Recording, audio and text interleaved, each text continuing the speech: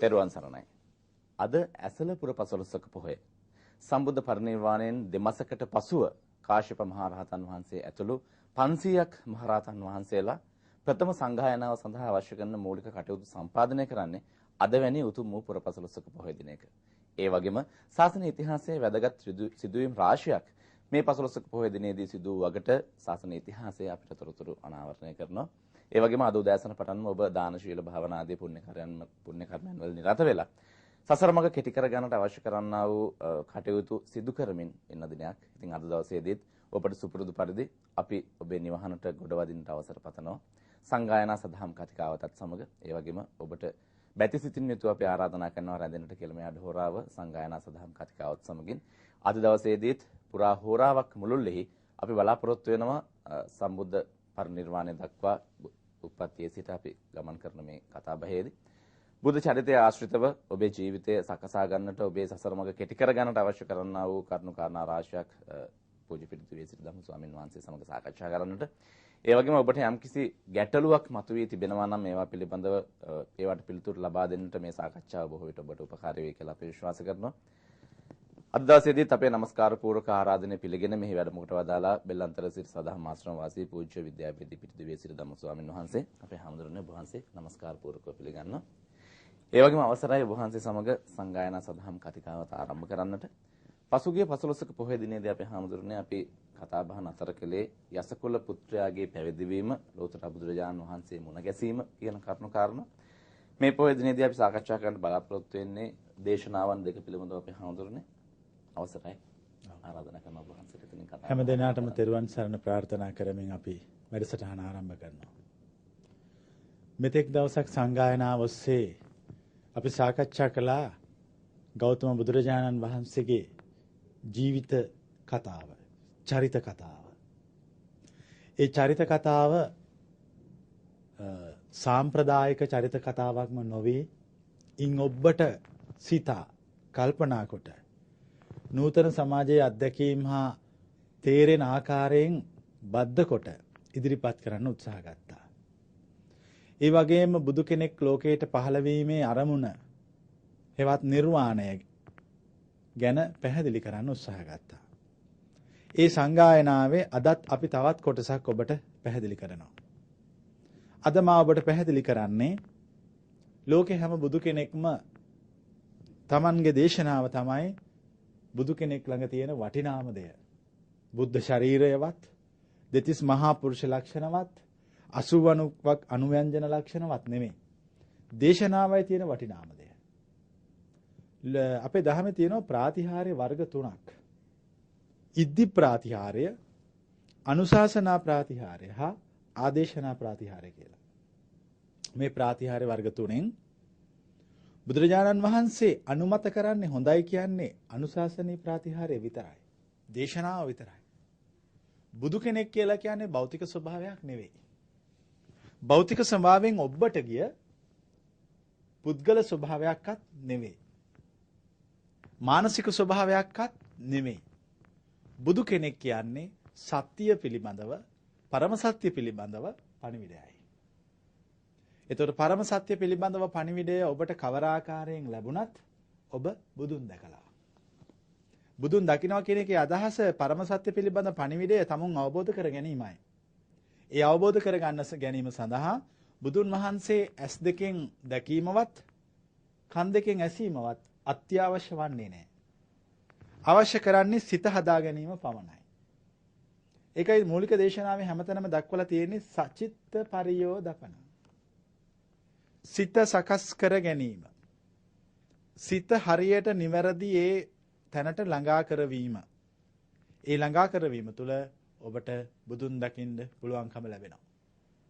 අපි බොහෝ දෙනෙක් අපිත් පුංචි කාලේ හිතාගෙන හිටියා බුදුහාමුදුරුවෝ කෙනෙක් දකින්න නැත්නම් කොච්චර හොඳද කියලා. හැබැයි බුදුහාමුදුරුවෝ දකින්න නැත්නම් කොච්චර හොඳද කියලා හිතාගෙන හිටපු අපි බුදුහාමුදුරුවෝ ගැන ගවේෂණය කරනකොට බුදුහාමුදුරුවෝ ගැන සොයනකොට තේරුණා බුදුහාමුදුරුවෝ දැකීමේ කිසිම අවශ්‍යතාවයක් නැති බව. ඒ තේරෙන්නේ බුදුහාමුදුරුවෝ පිළිබඳ පණිවිඩෙහි යම් දෙයක් අපිට තේරෙන්න පටන් ගත්තාම. ඔබට තවමත් බුදුන් දැකීමේ අවශ්‍යතාවය තියෙනවා නම් ඒ කියන්නේ ඔබ බුදුහාමුදුරන් පිළිබඳ පණිවිඩය තවම අසා නොමැති බවයි. එක කාරණාවක් වහන්සේගෙන් දැනගන්න අවසරයි බහන්. දැන් බොහෝ විට අපි මොනවා හරි පුණ්‍ය කටයුත්තක් කර අවසානයේදී බොහෝ අවස්ථාවලදී ස්වාමීන් වහන්සේලා දේශනා කරන පින් අනුමෝදන් කරන විට බුදුන් දැක නිවන් දකින්න ලැබේවා. එතකොට මෙන්න මේ කාරණාව සහ ඔබ වහන්සේගේ දේශනාව අතර කිසි ප්‍රශ්නයක් නැහැ. බුදුන් දැක නිවන් දකින්න. කුමක්ද බුදුන් දැකීම? යෝ ධම්මං පස්සති සෝ මං පස්සති. සෝ මං පස්සති යෝ ධම්මං පස්සති. බුදුන් දැකීම යනු උන්වහන්සේම දේශනා කරනවා වක්කලී හාමුදුරන්ට. තමන් වහන්සේම කියනවා මා දැකීම යනු ධර්මය දැකීමයි. ඔබ ධර්මය දැක්කොත් මා දැක්කා වෙනවා.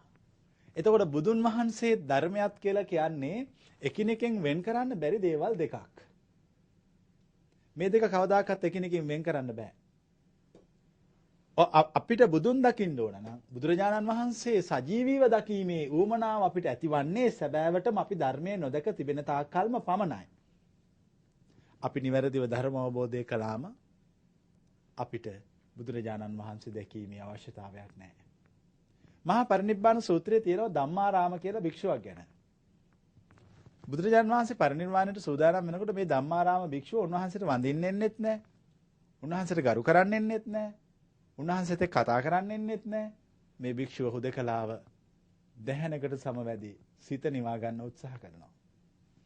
සියලු දෙනා වහන්සේ ගොත් බුදුන් වහන්සේට චෝදනාවක් ඉදිරිපත් කරනවා. ඔබ වහන්සේ පරිනිර්වාණයට පත් වෙන තව සුළු මොහොතයි තියෙන්නේ.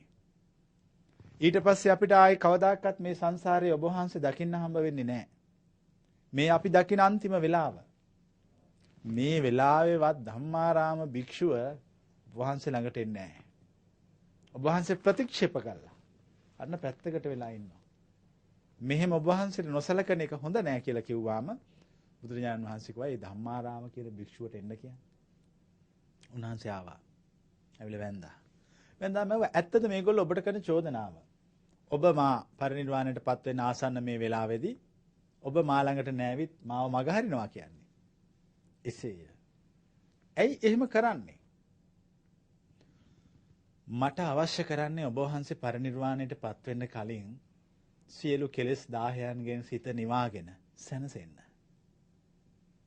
මම ඒකටයි මේ උත්සාහ ගන්නෙ. ගෞතම බුදුන් වහන්සේ සාදුනාද පැවැත්තුවා.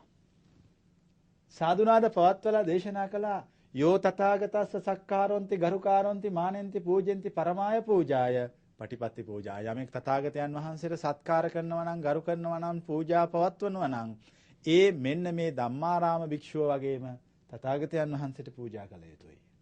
ප්‍රතිපත්තියෙන් පූජා කළ යුතුයි. බලන්න කොච්චර ගැඹුරුද කියලා දහම. නමුත් අපි භෞතික දේවල්මනේ එකතු කරගන්න හදන්නේ. ඒ එකතු කිරීමම තමයි බුදුහාමුදුරන්ට කරන නොසැලකිල්ල.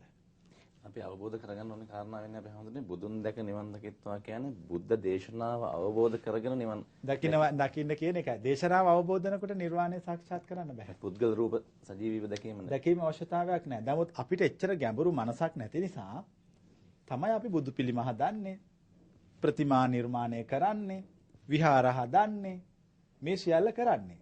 ලෝකේ ඉන සියලු දෙනාම රහතන් වහන්සේලා නම් බුද්ධ ප්‍රතිමාවලවත් විහාර මාලිගාවලවත් අවශ්‍යතාවයක් නැහැ.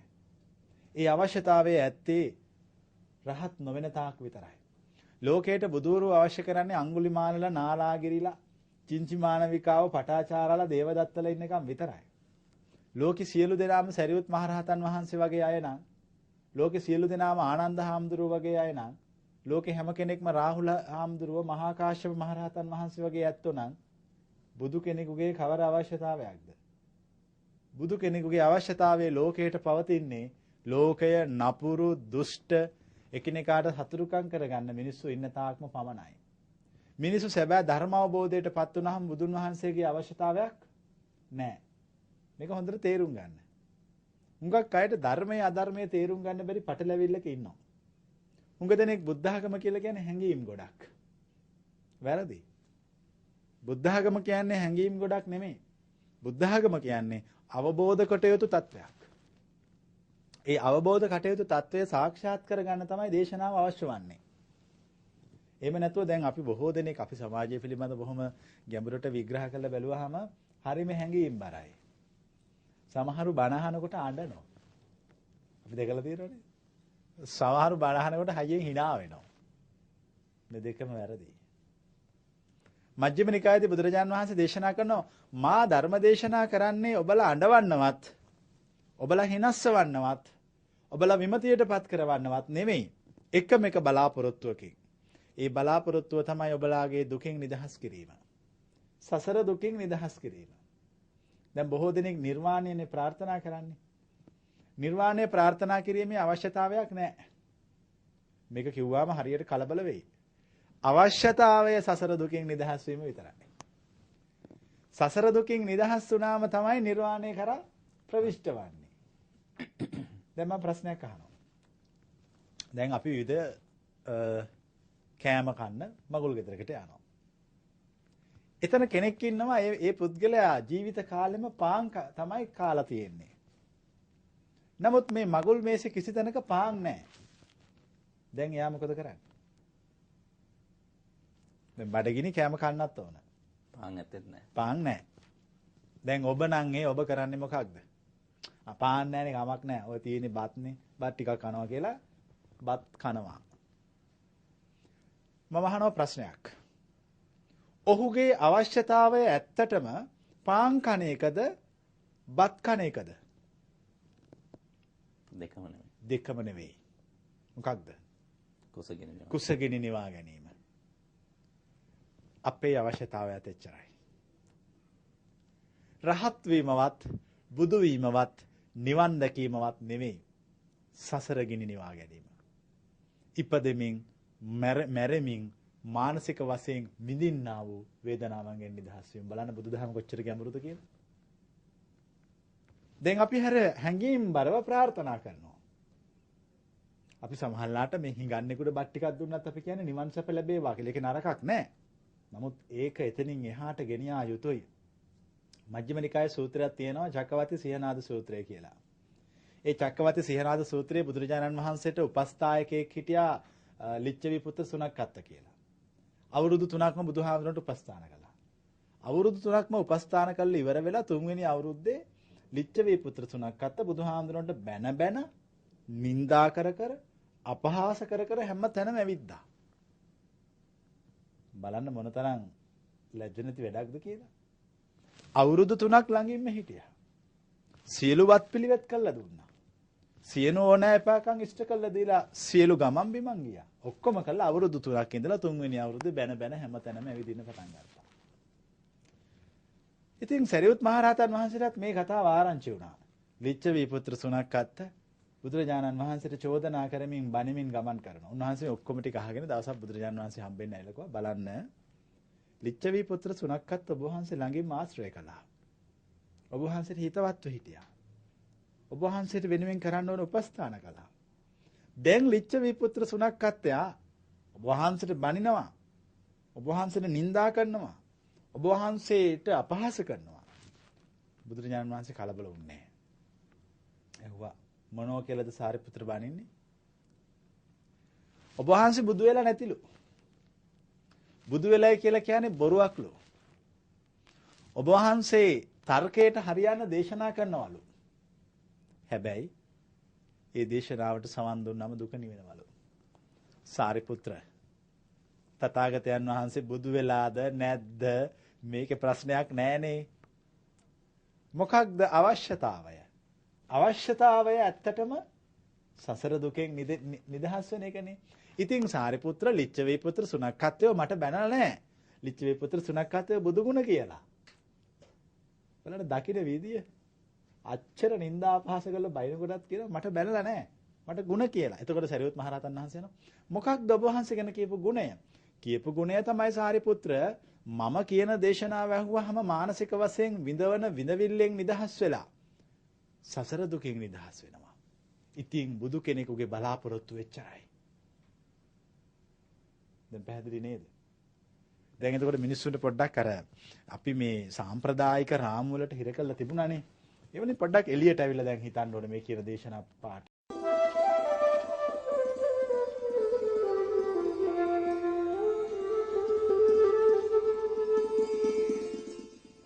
තෙරුවන් සරණයි. අද නිකිණිපුර පසළොස්වක පොහොය. පසුගිය සංගායනා වැඩසටහනින් අපි ඔබට කරුණු පහදා දුන්නා. කරුණු පැහැදිලි කිරීමක් කළා. බුදුන් දැක නිවන් දැකීම යනු කුමක්ද? ශූන්‍යභාවය ළඟා කරගන්නට ලෞතර බුදුරජාණන් වහන්සේ දේශනා කළ ධර්මය අපි අනුගමනය කළ යුත්තේ කෙසේද? ඒ අනුව ගමන් කළොතින් අපිට ශූන්‍යභාවය නැසෙනම් නිර්වාණය අවබෝධ කරගන්නට අවශ්‍ය කරනා වූ වටපිටාව සකසා ගන්නට හැකියාවක් තිබෙනවා කියන කාරණාව.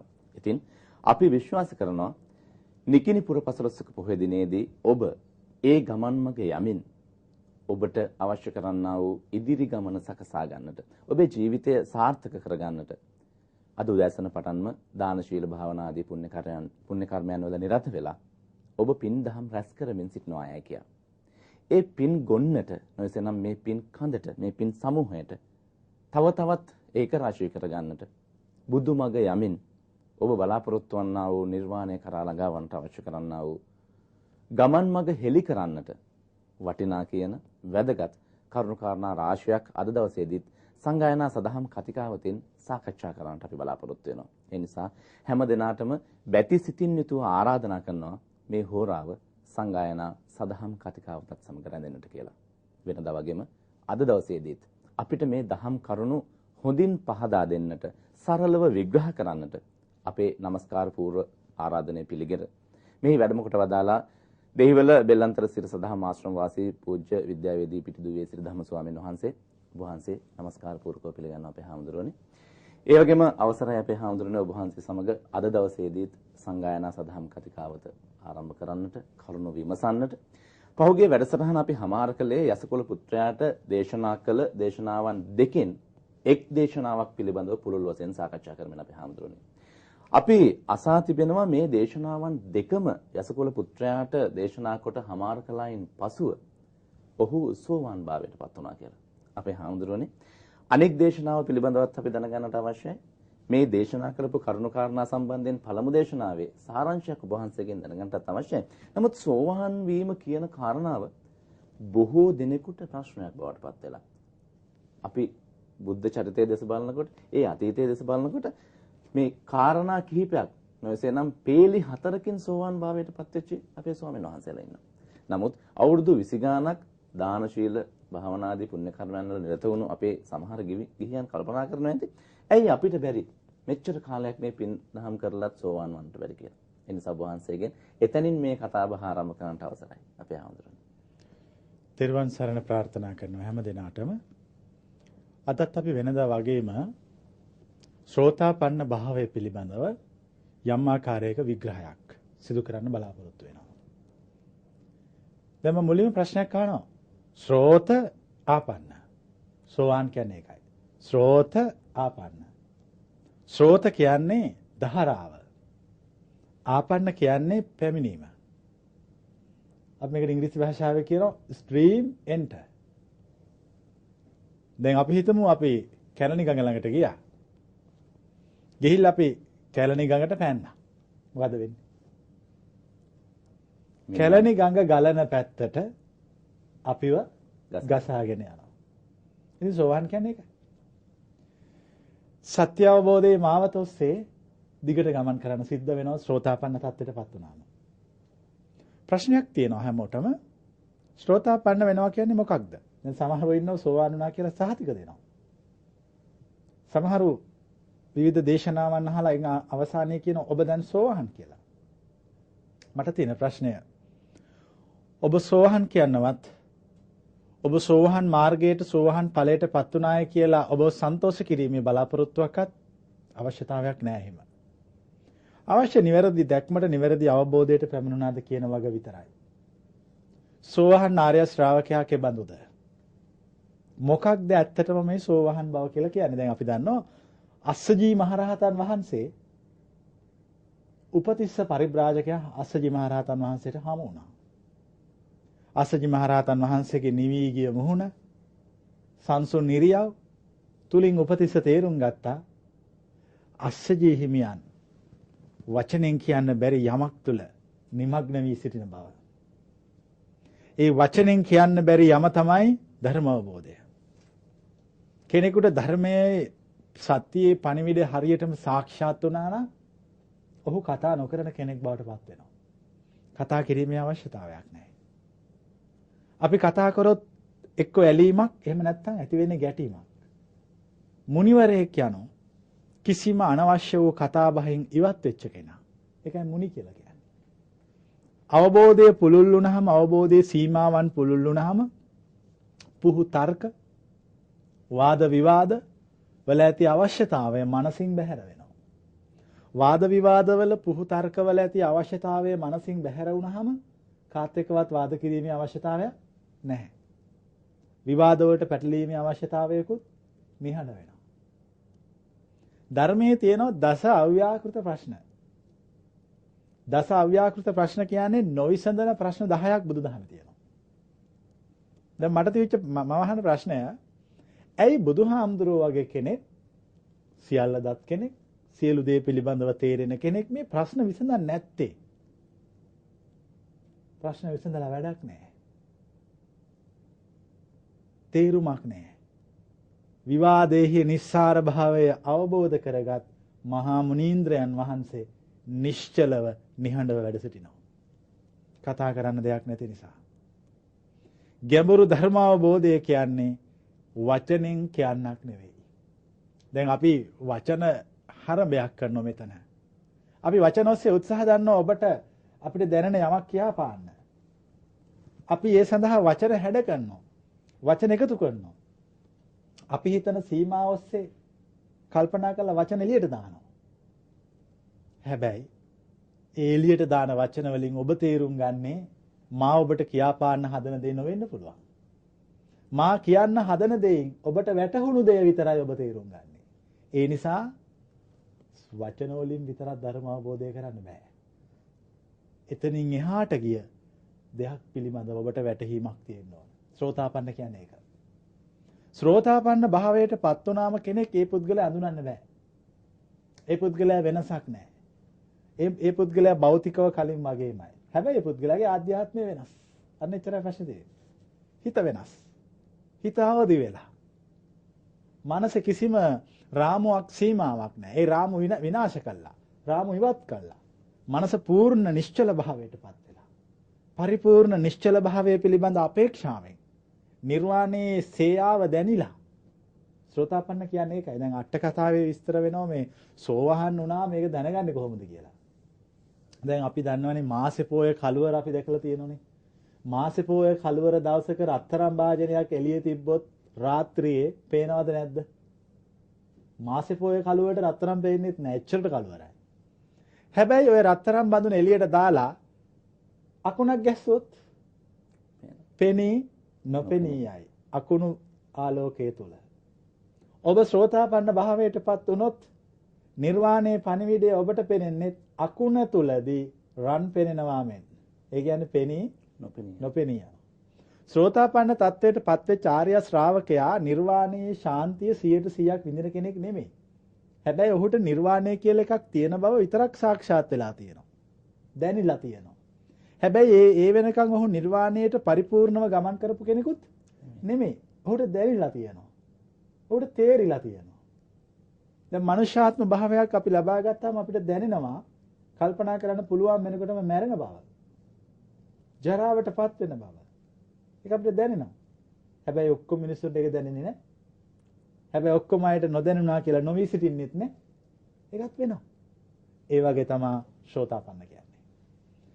එතකොට දැන් අපි අහලා තියෙනවා මේ බුද්ධ කාලයේදී හතර දැන් අසජී මහරහතන් වහන්සේ උපතිස්සට කියන්නේ යේ ධම්මා හේතුප්පබවා තේසං හේතු තථාගතෝ ආහ තේසංච යෝ නිරෝධෝ එවං වාදි මහා සමනෝ.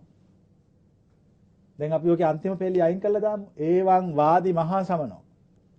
මහා ශ්‍රමණයන් වහන්සේගේ ඉගැන්වීම මෙබඳුය. යේ ධම්මා හේතුප්පබවා තේසං හේතු තථාගතෝ ආහ. ලෝකයේ යම් කිසි දෙයක් නිෂ්පාදනය වෙන්න යම් හේතුවක් බලපෑවද? අන්නේ නිෂ්පාදනය වෙන්න බලපාපු හේතුව පිළිබඳව කියා දෙනවා. තේසංචයෝ නිරෝධෝ. ඒ වගේ මේ හේතුවෙන් නිෂ්පාදනය වෙච්ච දෙහි නැතිවීම පිළිබඳවත් කියා දෙනවා. දැන් ලෝකෙ තුල තියෙන්නේ මොකක් විතරක්ද? ඇතිවීමකුත් නැතිවීමකුත් විතරයි. දැන් අපි ඔක්කොම දන්නවනේ ඉංග්‍රීසි හොඩිය. A B C D අකුරු දිගට කියන්න යනවා පුංචි ළමයිත් හැමෝම දන්නවා. මම ප්‍රශ්නයක් අහනවා. ඒ අකුර කිව්වම අපි කියන ඊළඟ අකුර මොකද්ද? B අකුර. දැන් මම ඉංග්‍රීසි හොඩියේ අකුර අයින් කරනවා. දැන් B අකුර තියද? නැහැ. දැන් C අකුර තියද? ඒ අකුරු දෙකම ඉවත් වෙච්ච තැන. නැහැ. දැන් ওই විදිහට තනින් ඉවත් කළා දාන්න. දැන් කොහොමද ඇත්තේ? මොකුත් නැහැ. ඒ තමයි නිබ්බාන. ඒ තමයි නිබ්බාන. දැන් අපිට පේනවා A තියෙනකන් තමයි B තියෙන්නේ. B තියෙනකන් තමයි A තියෙන්නේ. එහෙනම් මේ A B අතර පවතින්නේ එක්තරා ආකාරයක අපි මේකට කියනවා ප්‍රතිවර්ත ක්‍රියාවක්. reversible reaction. මෙන්න මෙහෙම එකක් තියෙන්නේ. මේ ලෝකෙ තුල තියෙන මෙහෙම එකක්. දැන් අපි මේ ඔබල හැමෝටම පේනවා මේ තිරේ දිහා බැලුවම මෙතන දෙන්නෙක් ඉන්නවා. දැන් ඊට පස්සේ අපි දෙන්නගෙන් එක්කෙනෙක් නැගිටිනවා. දැන් කී දෙනාද ඉන්නේ? එක්කෙනයි. දැන් දෙන්නෙක් හිටියේ කාට සාපේක්ෂව? දෙන්නට සාපේක්ෂව. දැන් එක්කෙනෙකුත් නැගිටිනවා. දැන් මොකක්ද? දැන් නැහැ. දැන් මට තියෙන ප්‍රශ්නය ලෝකේ ඇද්ද නැද්ද? ලෝකේ ඇද්ද නැද්ද? ලෝකය කියලා එකක් නැහැ. තියෙන්නේ මවාපාගත්ත සංකල්ප ගොඩක්. දැන් බලන්න අපි පරණ මතකයක් අපි තුල හැමෝම තුලම තියෙනවා. දැන් අපේ හිතේ රාගය තියෙන්නේ ඇයි? ද්වේෂය තියෙන්නේ ඇයි? පරණ මතකයේ තියෙන නිසා. එහෙම වුණායයි කියන්නේ. එහෙම වුණා. මෙහෙම කලින් මෙහෙම වෙලා මෙහෙම වුණා. ඒ නිසා ආයි මෙහෙම වුණොත් මෙහෙම වේවි. කලින් මතකය එක්ක සංසන්දනය කරනවා. දැන් අපිට කවුරු හරි පාර යනකොට පොල්ලකින් ගහනවා. එතකොට ඒ පුද්ගලයාට වෛර කරනවා. ඊළඟ දවසේ පුද්ගලයා දැක්කහම මතක් වෙන්නේ මොකද්ද? පොල්ලෙන්. අර පොල්ලකින් ගහපු පාර. එතකොට ආයේ ඒ පුද්ගලයාට වෛර කරනවා. නමුත් එයා විල තියෙන ගහන නෙමෙයි ආදරය කරන්නේ. බලන්නකෝ දැන් කාටද වැරදිලා තියෙන්නේ කියලා. මිනිස්සුන්ගේ මොළය මිනිස්සුන්ට පාර වරද්දනවා. මිනිස්සු තුල තියෙන පරණ මතකය ඔබේ පාර වරද්දනවා. ඒක තමයි බුද්ධ තත්වයට පත්වෙච්ච මහෝත්තමයන් වහන්සේ තුල කිසිම පරණ මතකයක් නැහැ. ඒ නිසා තමයි උන්වහන්සේ කිව්වේ සිද්ධාර්ථ කියන නමත් කිව්වේ නැහැ. අපේ බෝසත්යන් වහන්සේගේ නම සිද්ධාර්ථ ගෞතම. නමුත් ත්‍රිපිටකයේ හුඟක් තැන්වල උන්වහන්සේගෙන් අහුවහම උන්වහන්සේට කියන්න ඕන නම මොකද්ද කියලා උන්වහන්සේගේ තථාගත. තථාගත කියලා කියන්නේ. මට තියෙන ප්‍රශ්නය ලෝකේ ශ්‍රේෂ්ඨ පදවියට පත්වෙච්ච මහෝත්තමයන් වහන්සේ ඇයි දෙමව්පියන් විසින් දීපු නම පැත්තකට දාලා තථාගත කියන නමින් පෙනී සිටියේ? විශාල ප්‍රශ්නයක්. ඒකට හේතුව තමයි ඒ නමත් එක්ක බැඳිච්ච විශාල අත්දැකීම් කටුක ජීවිතයක් සියල්ල පැරණි මතක ගොඩක් තියෙනවා.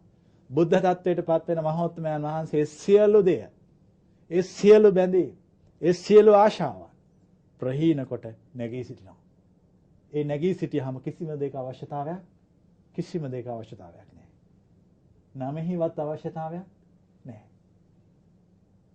පුංචි ගැටලුවක් මතුවෙනවා අපේ හඳුනන කතාවත් එක්කම දැන් අපි මේ කාරණාව සමාජගත කරාට පසුව කෙනෙක් එකවර ප්‍රශ්නයක් නගන්නට පුළුවන් අර හැම දෙයකම හොඳ නරක දෙකම අපි දන්න නිසා. දැන් එක නමකින් සමාජයේ පෙනී ඉන්න කෙනෙකු තමාගේ නම ඉවත් කළ සැනින් මේ සියල්ල අමතක කරාද කියන කාරණා. ඒක වැරදි. ඉස්සෙල්ලා කරන්න ඕන නම ඉවත් කරන එක නෙමෙයි. වැඩපිළිවෙල වෙනස් කරගන්න එක. මට හොඳ කතාවක් මතක් වෙනවා. බුද්ධ කාලේ හිටිය හාමුදුරු කෙනෙක් පාපක කියලා. පාපක කියන්නේ පව් කරන්නා කියන එකනේ. එතකොට මේ පාපක හාමුදුරුවෝ ගියා බුදුහාඳුරු හම්බ වෙන්න. ගිහිල්ලා බුදුහාඳුරන්ට කිව්වා අනේ බුදුහාඳුරනේ මගේ නම හොඳ නැහැ. මගේ නම වෙනස් කරලා දෙන්න කියලා. බුදුහාඳුරෝ කිව්වා මේ මට වෙනස් කරන්න බෑ නම. ඔහෙම ගිහිල්ලා නමක් හොයාගෙන එන්න. ඒතකොට අපි සම්මත කරමු.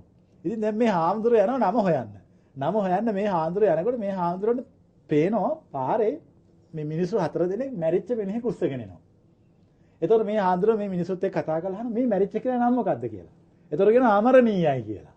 හරි පාර මේ හාමුදුරුවෝ අමරණීයලා මැරෙනවද? ඔව් ඉතින් අමරණීය වුණා කියලා නොමැරී සිටින්නේ නෑනේ ස්වාමීනි කියලා ඒගොල්ලෝ මරණෙත් අරගෙන යනවා. ඊට පස්සේ තව ටිකක් දුන්නකොට මේ හාමුදුරන්ට හම්බ වෙනවා හිඟන්නෙක්. එතකොට මේ